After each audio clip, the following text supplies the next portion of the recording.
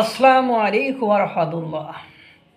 BNP আর কত লোকের সাথে মারামারি করবে, এটা ক্লান্ত হয়ে গেল। যেমন আগে আওয়ামী লীগ ছিল, যে বিএনপি একজনের সাথে করলো, আওয়ামী লীগ একজনের সাথে করলো, এই মারামারি একরকম হইতো। জাতীয় পার্টি ছিল। এখন সমস্যা হয়ে গেছে যে বাংলাদেশে উগ্রপন্থী বা ইসলামপন্থী দলের বাইরে একটাই দল, সেটা হলো বিএনপি। মানে এখন এই বিএনপির হয়ে গেছে চারিদিকে বিপদ।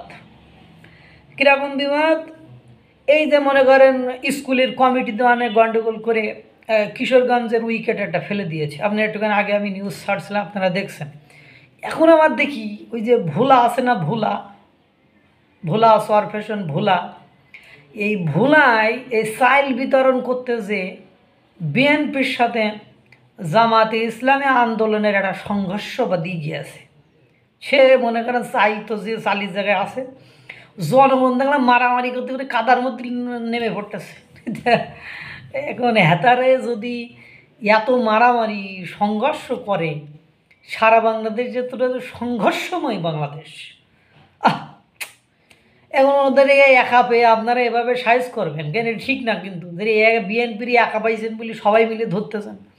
আপনারা ইসলামপন্থী সব দলগুলো যে বা সমন্বয়করা যেই উইকেট ফেলতেছেন, এদিকে ইসলামপন্থী দলগুলো যে বিএনপির গলা টেপি ধরতেছেন। ও তো বিএনপি তো অন্য দলকের, যেমন জাতীয় পার্টি, তারপর বামপন্থী, তারপরে আওয়ামী লীগ, এরা তো মাঠে নেই।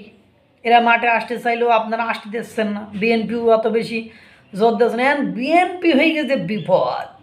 মানে সে চাইল দিতে গেলেও মারামারি, স্কুলের কমিটি নিয়ে মারামারি, কার্ড দিতে যেয়ে মারামারি, মানে যেদিকে যায় মানে মারামারিতে জড়িয়ে পড়ে। আর বিএনপির এখন কথা হইলো মাঠের বাকিদেরকে মোটামুটি সাইজ করা হয়ে গেছে। এখন বিএনপির যদি একটু সাইজ করতে পারে তাহলে ওদের 16 আনা পূর্ণ হয়ে যায়। এই ঠিক আছে, বিএনপি কেন বুঝতেছে না?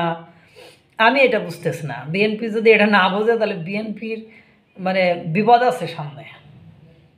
এখন এই জাতীয় পার্টি মাঠে নেই, বামেরা মাঠে নামতে পারতেছে না। আগের দিন দেখলাম সমস্যা।